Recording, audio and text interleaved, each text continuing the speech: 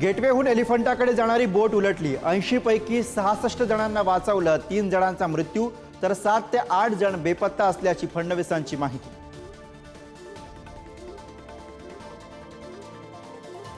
नौदलाची स्पीड बोट धडकल्यानं दुर्घटना, नौदलाची चूक झाल्याचा शेकापचे नेते जयंत पाटील यांचा आरोप।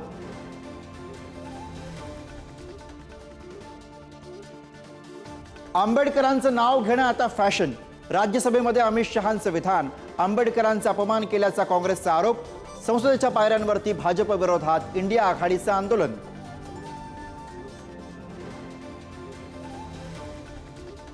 काँग्रेसनं माझं वक्तव्य अर्धवट वापरलं, बाबासाहेबांच्या वक्तव्यावरील काँग्रेसच्या टीकेला अमित शहांचं उत्तर।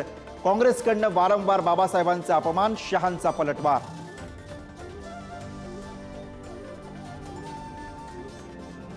मेरा वक्त भी बदलेगा, तेरी राय भी बदलेगी। शायरीतनं भुजबळांचा नेमका कोणावर रोख, तर मी तुमच्या हातातलं खेळणार नाही, भुजबळांकडनं वेगळा निर्णय घेण्याचे संकेत।